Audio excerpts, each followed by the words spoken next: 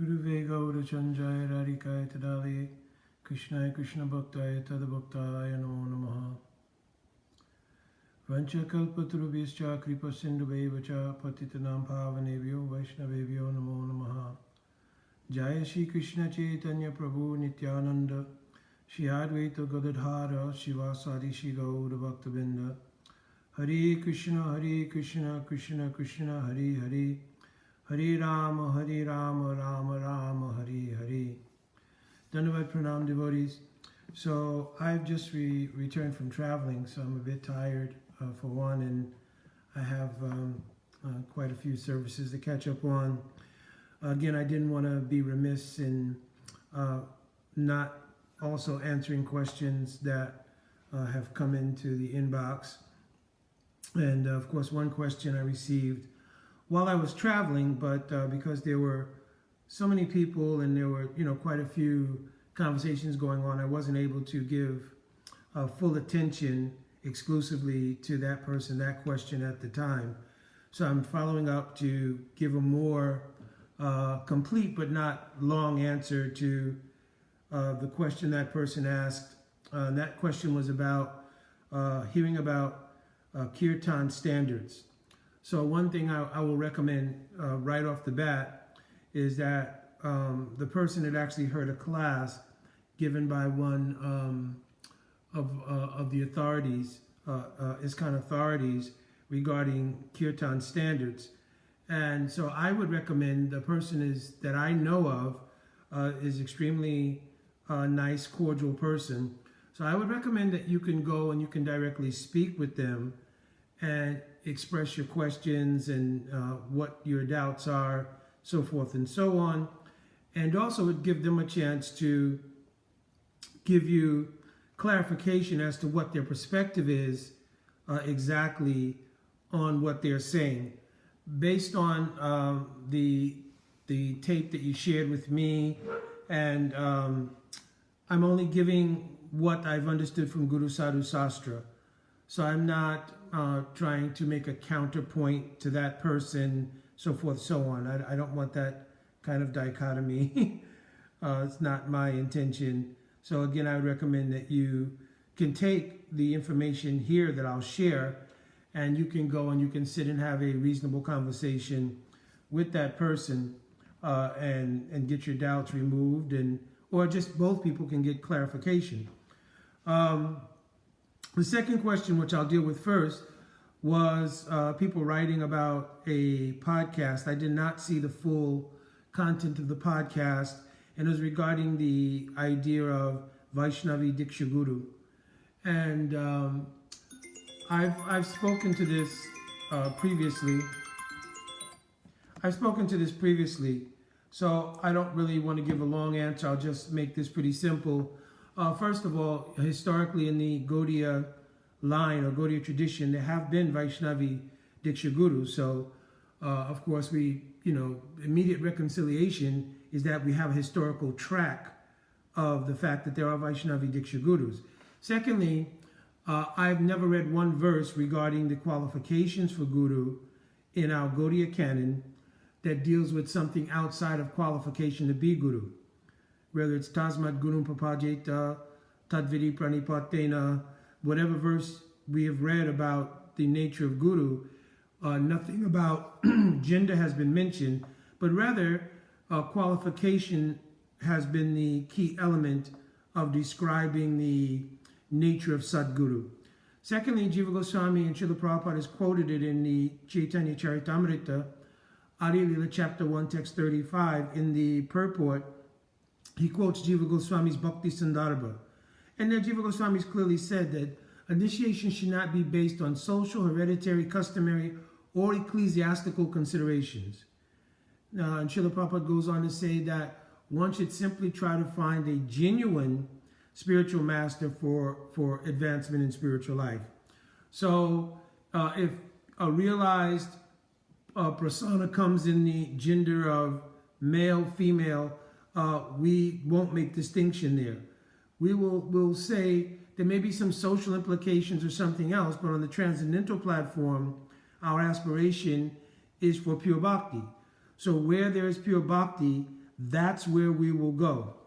So also as a secondary part of that, this is not an endorsement of sociological considerations. Like, for instance, whether or not we should deal with the social issue of equity in terms of maybe there should be so many African-American gurus, so many women gurus, so many Latino gurus, or any other bodily designation. So that's just not a spiritual interest. A true spiritual interest is who is qualified guru, who is either Sastrayukti, Suni Punya, Dridashara Yandra, Uttamarikari Se, Tare Sangsara, even if that person has not fully realized their bhajan siddhi.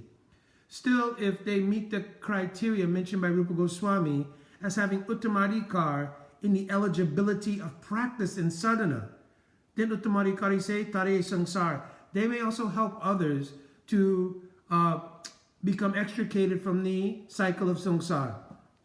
So other than that, those who genuinely realize soul, upadakshite jnanam jnaninas tattva darshan, those who have realized their bhajan and are siddha, or those who are nitya siddha and have descended to this plane. So one of these two categories is most fit to be Sadguru, and no other consideration should be there. We want transcendence, not sociological adherence or sociological, politically correct sociological dealings. We're looking for spiritual reality.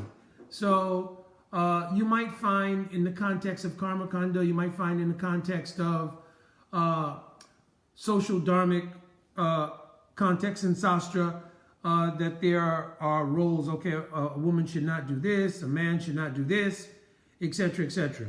But in terms of true spiritual elevation, the first and foremost preaching is we're not the body. And Sava Upadi Vinaya Muktam, right? So Jiva Goswami Pad is quoted, this is one of the verses describing pure bhakti. Of course, the ultimate verse, Anya Abhilasita Sunyam, is paramount, but still, Sava Upadi, to give up all upadis or designations and find ourselves completely in the abhiman of being the servants of Shri Krishna in some specialized way. This is what we're looking for. And anybody who's realized their bhajan in this manner and they have the capacity to help others, that is called guru. So guru is not a sociological phenomenon. It is not a physical phenomenon.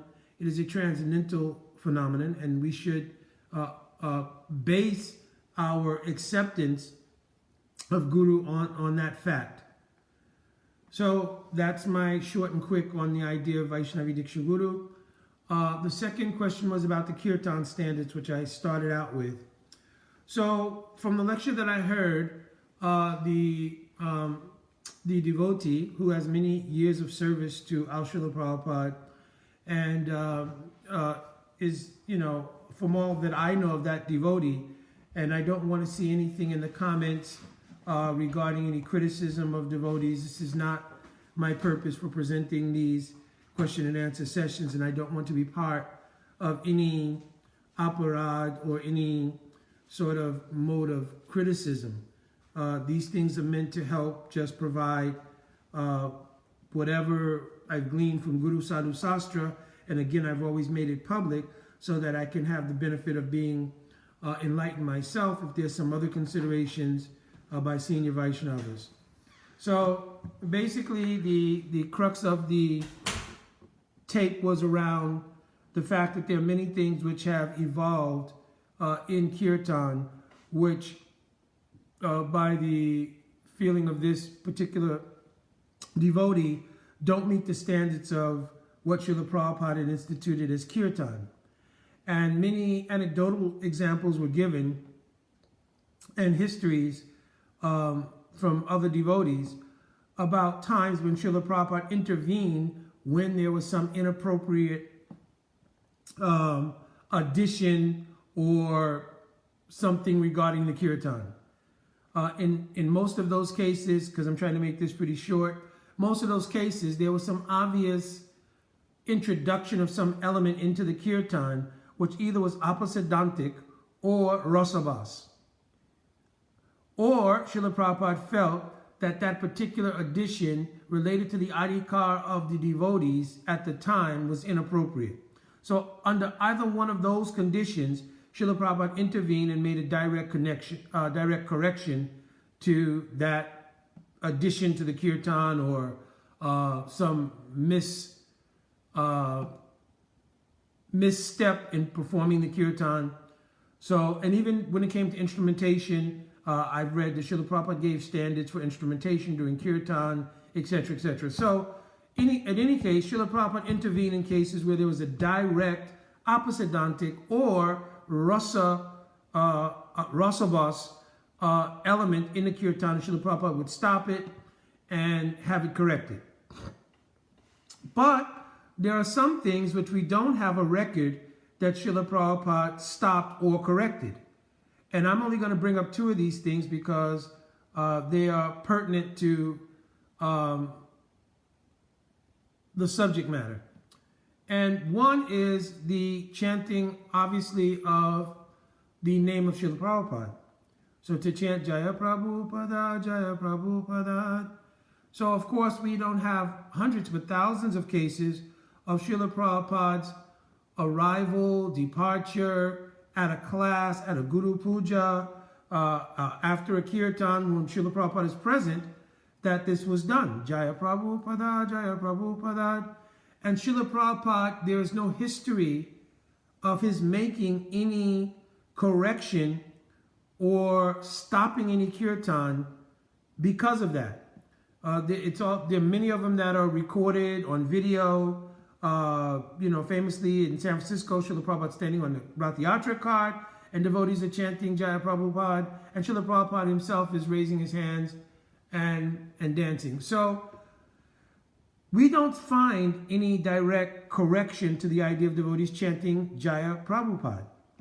And in the Mangalarti, for instance, the chanting of Jaya Srila Prabhupada after the Guru Ashtakam, sastrically also, there is no incongruity there. I did hear on the tape something that I don't personally agree with, but I'm an individual. I'm just giving my perspective from what I've understood from Guru Sadhu Sastra. The Guru Ashtakam is a personal dhyan for each devotee in the morning regarding their relationship with Sri Guru. It is not a generic ritualistic song that we just happen to sing each morning as part of, our daily ritual performance. And if it has come to that in consideration, then we're doing Niyamagraha, which Rupa Goswami warned us against. So we don't do things ritualistically. So we have to understand both the content and the purpose for which we're chanting Guru Astakam. So Guru Astakam is actually a dhyan, it's actually a meditation.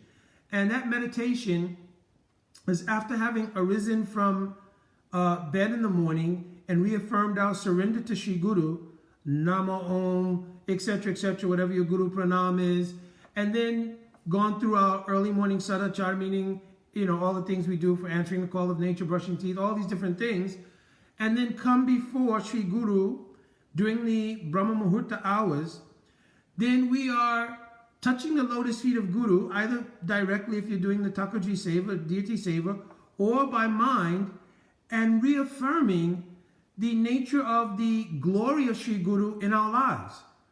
So this is an individual thing.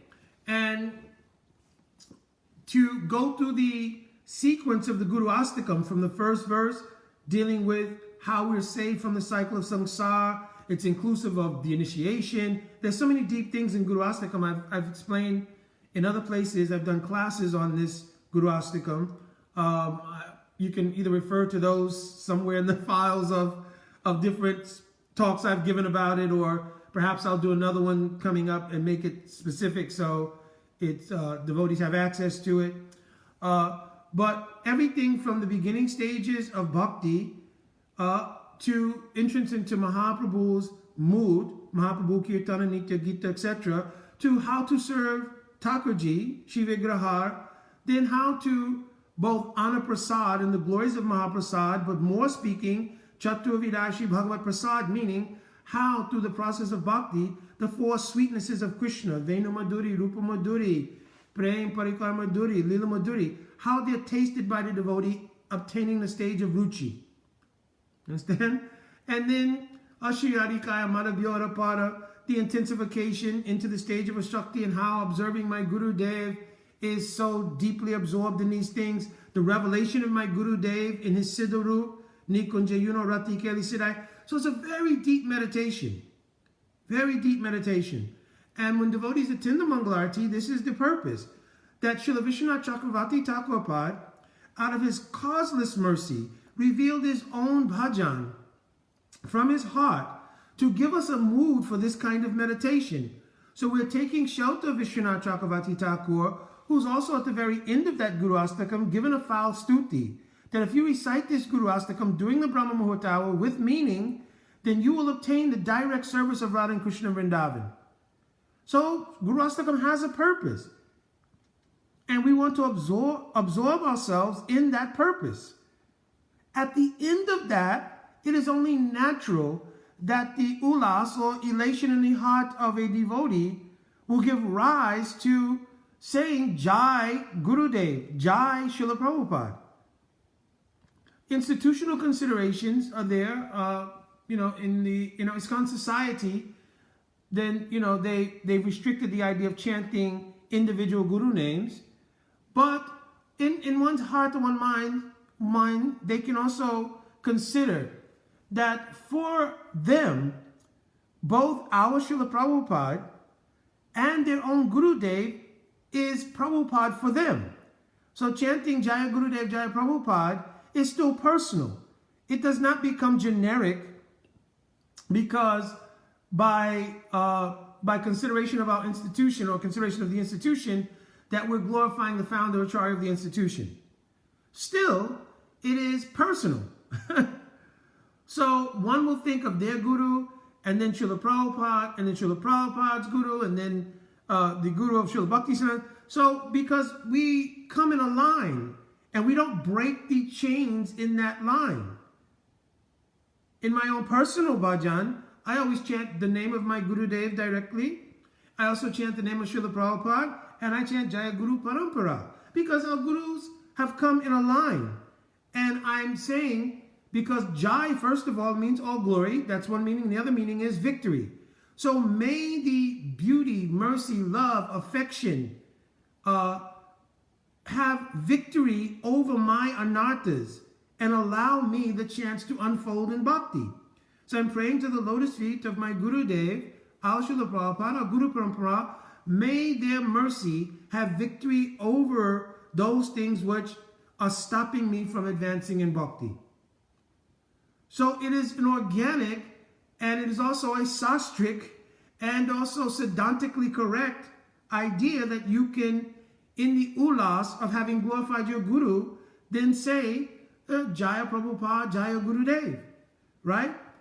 In the very actual end of all of the kirtans, we do the Jaya Dwani. So we know that contextually there is a place for it in the nature of the kirtan because we do it. We have a whole Jaya Dwani that's said afterwards. So if organically the kirtaniya who's leading then has the ulas or enthusiasm, Jaya Gurudev, Jaya Srila Prabhupada, and that course resonates with those who are attending the kirtan at that time, there is no sedantic incongruity here. There's no sastric forbiddance. Nor have we have a history that Srila Prabhupada himself stopped it. The second one is a little more maybe up for discussion, but in that regard, then I will read some things directly from Srila Prabhupada to address that. One thing is the idea of chanting, well, the subject matter I'm talking about here is the chanting of Jaya Radhe. So, of course, in Vrindavan, obviously, everywhere you go, you hear Jaya Radhe, Radhe, Radhe, right? There is not a competition. It is not either a competition nor an antagonism to the idea of saying Hare Krishna and Jai Radhe. Hare is the vocative of Hara. Srila Prabhupada clearly explained that, and also in Sanskrit grammar it's there, that the vocative of Hara is Hare. It means Srimati Radhika. Also, before we give any class, normally, Srila Prabhupada set the standard that we chant, Jaya Radha Madhava, Jaya Kunja Bihari. So, if anybody studies the depth of this bhajan, it is directly glorification of the beauty and the nature of Srimati Radhika. That Radhika, her victory in Kunj Vihar with Krishna is what's being glorified here. There are many elements to it, but if you understand the deeper context that Bhaktivinoda Thakur was given, you understand it's directly a glorification of Srimati Radhika. Of course, it's glorifying both Radha and Krishna, but understanding the perspective of the bhajan is directly glorification of Radhika. I'm willing to have that discussion with anybody. I don't want to make a statement that I'm not willing to be supportive of in a conversation. So, it directly is a glorification of Srimati Radhika. So, also, Srila Prabhupada has made very many statements. I'll read some of them to give context. Before I do that, also, I've never heard that Srila Prabhupada directly stopped anyone from saying Jaya Radhe in a kirtan. Now, I can understand the concern of this devotee, however. He's a very senior and very tenured devotee of Srila Prabhupada. And you see the introduction of many things which are either novelty things acquired by kirtaniyas in the search for presenting some novelty in their kirtan. And sometimes they'll come up saying things, many times which they themselves don't really understand, but it adds some kind of newness or novelty to their kirtan presentation. Also, many times the things aren't checked for either source or Siddhantic appropriateness or rasa appropriateness. So certainly I'm not at all against the idea that these things should be vetted, right? But I'm speaking especially in these two things that I've brought up under discussion here, the chanting of Srila Prabhupada's name and chanting Jai Radhe, that we've not seen Srila Prabhupada correct either of those two things. It may be that there was not a prominence of the chanting of Jai Radhe when Srila Prabhupada was present. But from Srila Prabhupada's own writings, we could glean the nature of what our perspective is in relation to Srimati Radharani, which would organically give, again, ulas or inspiration for the chanting of Jai Radhe in doing kirtan. All right, so, reading. Srila Prabhupada directly, this is quoted. I'll try to remember where, it does have all the sources here. Radharani is Hari Priya, very dear to Krishna. So if we approach Krishna through the mercy of Radharani, then it becomes very easy. If Radharani recommends that this devotee, very nice, then Krishna immediately accepts, however foolish I may be. Because Radharani recommends it, Krishna accepts. Therefore in Vrindavan, you'll find all the devotees are chanting Radharani's name more than Krishna's. Wherever you'll go, you'll find that devotees are addressing one another, Jaya Radhe. They are glorifying Radharani. They are more interested in worshiping her. This is because however fallen I may be, if somehow or other I can please Radharani, then it is very easy for me to understand Krishna. This is in the teachings of Lord Chaitanya, chapter 31. So just for brevity, I'm not going to go through so many. I may read a couple of more, but just in that one, it encapsulates Srila Prabhupada's whole perspective on how we view Radharani. Even from our condition, that I am so fallen, and I know by Radharani's mercy, Krishna will be inclined to show me mercy. Just this idea alone can give ulas or enthusiasm to a devotee chanting Jaya Radhe, Jaya Radhe, Jaya Radhe, Jai Shri Radhe. I suggest that you do this with understanding. I'm not recommending, I'm not a fan either of novelty kirtan for the sake of musical presentation. So I completely understand it in that vein. And I think, I don't see any harm in vetting devotees on the basis of their utilization of these things. I think that should be done appropriately too. I don't think we should start to legislate the bhajan life of devotees, right? I think we could sit and have conversation, and it'll come under Vaishnav Maitri or Vaishnav exchange, Guyate Akyaprichati. Guyatam Akyaprichati, right? So if it's done in Vaishnav Maitri, Vaishnav friendship, then it can be done very sweetly. Oh, Prabhu, you're singing. Do you really understand what it means? Like this, I think that they could be very wonderful thing. I think it'll be enlightening for the devotees if they don't know. And it also reaffirms to us that devotees are in fact growing in bhakti.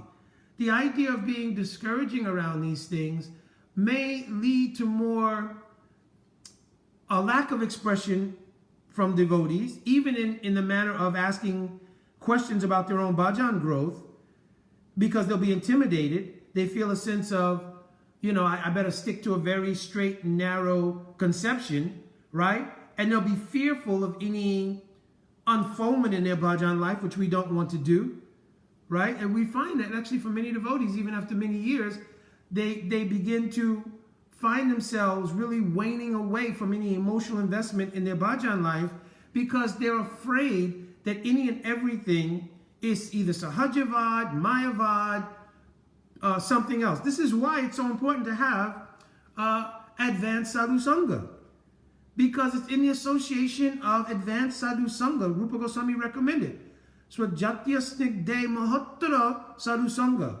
That sadhu sangha which is both affectionate, which has aspiration for the same goals you do, but is more advanced, so that we can make inquiries and feel comfortable. Oh, this thing came in my heart. This I read here. This, Srila Prabhupada's book said like this. How do I understand this? This is how we encourage devotees to grow. To put a sort of iron lid on the growth of devotees by intimidation, it can be very dangerous. I told a story, I think, in one of my last question and answer sessions of a devotee who made an inquiry about Raganuga Bhakti. Now, there were many ways to deal with it. One was to say, well, Prabhu, maybe after class we can talk about it. It is adhikar relative, so there needs to be adhikar for it, but I will explain to you how and what it is, and then you'll have some insight understanding of the appropriateness of your question and how it works, etc., etc. But rather, the devotee giving the class went into a mini tirade on the inappropriateness of it, the fact that, it's Maya, and then they made a comparison with a devotee who fell down related to Raganuga. So in that devotee's mind who asked the question, Raganuga Bhakti was really something pretty much was to stay away from. Now, we're not talking about premature ventures into speculation and, the tendencies for sahajavad. Not at all. We're talking about mature exchange between those devotees who are tenured and who are some mature to be able to explain clearly what is Raganuga Bhakti as it's explained in our Sastra and in Srila Prabhupada's writings. And therefore giving a younger devotee clear understanding, and on the basis of clear understanding, their natural relationship with Raganuga Bhakti and the appropriate times of approach to it, etc., would be there. Rather than giving such an intimidating exchange, the devotee shuts down. There was another case where a devotee, I can't think of the nature of the question, it was in one of my question and answer sessions, and I remember a situation similar to that where the answer was so heavy, the devotee eventually shut down and eventually left. We need to be able to explain deeper concepts of our line, of the conceptions given by our line of Mahaprabhu. And if we're unable to do that, the humility to say, Prabhu, I'm not sure myself, but we can inquire together from any senior devotee and we can have the question answered. Here is what I have read from Srila Prabhupada's books on this regard, and we can take any further inquiry to senior devotees and get perspective. Understand? And here senior devotee means someone who's capable of affectionately answering the question, right? Because any and everybody can simply dissuade the inquiry or chastise you for making an inquiry. Everybody can do that. But we want to approach those who can adequately answer the question and out of affection help to keep us inspired to grow in bhakti. So I've veered off my subject matter a little bit, and because of the as it's getting later, I'm kind of extending this. So I gave one thing, but there were several. And maybe what I will do is I will simply go through where you can look these up, because I did take down all the places. Another reference will be Chaitanya Charitamrita Adi Lila, chapter 4, verse 71 in the purport. Another place will be a lecture by Srila Prabhupada, September 5th, 1973. Another place, prayer to the lotus feet of Krishna. I guess this is the prayers from the Jala Dut, right? The refrain of that prayer, Srila Prabhupada quotes, I emphatically say to you, O brothers, you will obtain your good fortune from the Supreme Lord Krishna only when Srimati Radharani becomes pleased with you. So there are several of these quotes from various places. Nectar Devotion, page 176. So just so many. And here Srila Prabhupada is giving the indication of what our perspective regarding Srimati Radharani should be.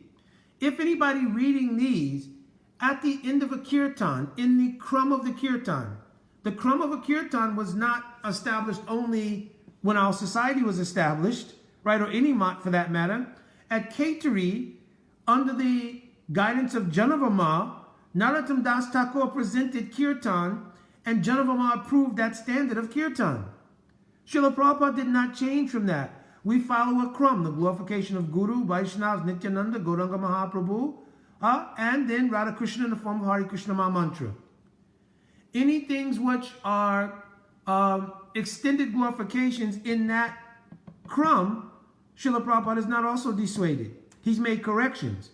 Like we don't say Bhaja Gauranga, we say Jai, Jai Gauranga, or Jaya Sachinandan Jaya Gaura Hari, or Jaya Prabhupada, or Jaya Radhe, right? So Srila Prabhupada has made corrections to certain things, and he's also spoken heavily against conjecture. That is to bring in something which completely, and I can't think of one offhand, but is opposidantic or has rasabhas in it, right? But we have not any record of Srila Prabhupada stopping Jaya Sachinandan, Jaya Gaura Hari, Jaya Radhe, Jaya Prabhupada, certainly not. So this is just what I've read. I don't want to create a dichotomy, so I don't want to create, Mukunda said this and so forth, and this person said that, and this. So talk to that devotee, he's very well respected devotee and very tenured, and go to him and humbly, especially if you're a younger devotee, very humbly, sit and just inquire humbly that these things are there and I'm trying to understand them better. If he gives some insight then you can have further discussion from that point. So I've given only what I've gleaned from reading Srila Prabhupada's books and from our Guru Vargas. And devotees, please bless me. I do want to mention that the traveling and the programs that we had were absolutely wonderful. I was so inspired, first of all, after so long because of the pandemic issue or whatever, to be able to travel for sharing Harikatha. Everything is only by the mercy of my Guru Padma and now Srila Prabhupada. So I don't take for granted the ability to be able to have the association of so many devotees, sweet devotees, and to do the very thing that will help us all to advance, which is to share Harikatha and Harinam and Prasad. I'm not smiling because I said Prasad last. Actually, every single one of the programs was outstanding. All the devotees, you know who you are, who arranged the programs, provided Prasad, etc., etc. I did post on my Facebook page pictures of the programs and everything, so you can certainly go there and you can see kind of the sweetness of the programs, everything. So with that, I'm offering my Dandavat Pranam to the devotees. Vanchakalpatarubhyascha, Kripa Sindhuvevacha, Patitanam Pavanebhyo Vaishnavebhyo Namo Namaha. Jai Radhe Radhe.